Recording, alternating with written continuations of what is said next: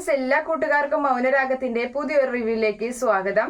അങ്ങനെ നമ്മുടെ മനോഹർ കല്യാണിയോടും കിരണിനോടൊക്കെ വലിയൊരു നെറുകേട് തന്നെയാണ് ചെയ്യുന്നത്. അവന്റെ എല്ലാ കള്ളത്തരങ്ങളും കല്യാണിക്കും കിരണും അറിഞ്ഞിട്ട് വരെയും അവർ ഇതൊന്നും പോലീസിൽ അറിയിക്കാതെ അവനെ ഇപ്പോഴും ഇങ്ങനെ സംരക്ഷിച്ചുകൊണ്ട് പോരുകയാണ്. ഇതേ സമയത്ത് അവൻ ചെയ്യുന്നതാണെങ്കിലോ നല്ല നല്ല പെൺകുട്ടികളുടെ ജീവിതത്തിലേക്ക് കടന്നു ചെല്ലുകയും അതുപോലെ തന്നെ അവരുടെ ജീവിതത്തിലെ ഭർത്താവായി ചെന്നിട്ട് അവരുടെ സ്വത്തുക്കളൊക്കെ അടിച്ചെടുക്കുകയും അതിനുശേഷം അവൻ അവിടെ നിന്ന് നാടുവിടുകയും ചെയ്യുന്ന ഒരുത്തനാണ്.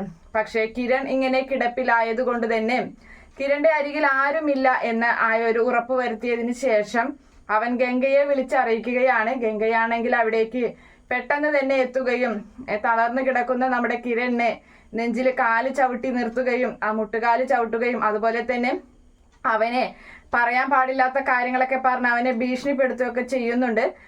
എന്നിട്ട് പെട്ടെന്ന് അവിടെ നിന്നും പോവുകയാണ്. കല്യാണി വരുമ്പോൾ കിരൺ ഈ കാര്യങ്ങളൊക്കെ പറഞ്ഞു കൊടുക്കുന്നുണ്ട്. എന്തായാലും ശത്രുക്കളുടെയൊക്കെ ധാരണ കിരൺ കിടപ്പിലാണ് എന്ന ഒരു ധാരണയിൽ അത് ഒരു ആശ്വാസമാവുകയാണ്. എന്തായാലും അവർക്ക് നല്ല സംശയമുണ്ട്. പെട്ടെന്ന് തന്നെ ഇവിടെ ആരുമില്ല. അമ്മയും അതുപോലെ തന്നെ താരയാന്റിയും കൂടി ഇവിടെ നിന്ന് അമ്പലത്തിലേക്ക് പുറപ്പെട്ട ഉടനെ തന്നെയാണ് അവൻ ഇവിടെ എത്തിയത്. അവൻ ആരെങ്കിലും ഈ വീട്ടിലുണ്ട് എങ്കിൽ അവന് അങ്ങനെ പെട്ടെന്ന് വരാൻ ധൈര്യപ്പെടില്ല. ആരായിരിക്കും അപ്പോൾ ഇത്ര പെട്ടെന്ന് അവന് കാര്യങ്ങളൊക്കെ എത്തിച്ചു കൊടുക്കുന്നത്?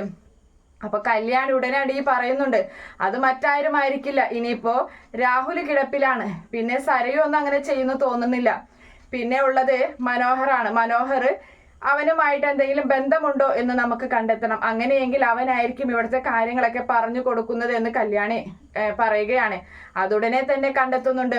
ഈ ഗംഗയും അതുപോലെ മനോഹറും കൂടി സംസാരിക്കുന്ന കാഴ്ച കാണുകയും അങ്ങനെ അവർ തമ്മിൽ ബന്ധമുണ്ടെന്നും ഇവിടെ നടക്കുന്ന കാര്യങ്ങൾ അവനാണ് പറഞ്ഞു കൊടുക്കുന്നതെന്നും മനസ്സിലാക്കി അവന് നല്ല ഇടി തന്നെ കൊടുക്കുന്നുണ്ട്. അതുപോലെ അവൻ ചെയ്ത എല്ലാ കൊള്ളരുതായ്മയ്ക്കും അവനുള്ള ശിക്ഷ നമ്മുടെ വന്ദനയെ വിവാഹം കഴിക്കാൻ വരുമ്പോൾ അന്നും നല്ല രീതിയിൽ അവനെ പെടുത്തുകയും ചെയ്യുന്നുണ്ട്.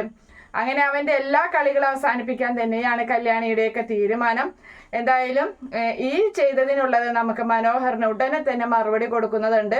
അങ്ങനെ ഒരു ഭാഗം നമുക്ക് ഉടനെ കാണാം. Okay friends, bye, thank U.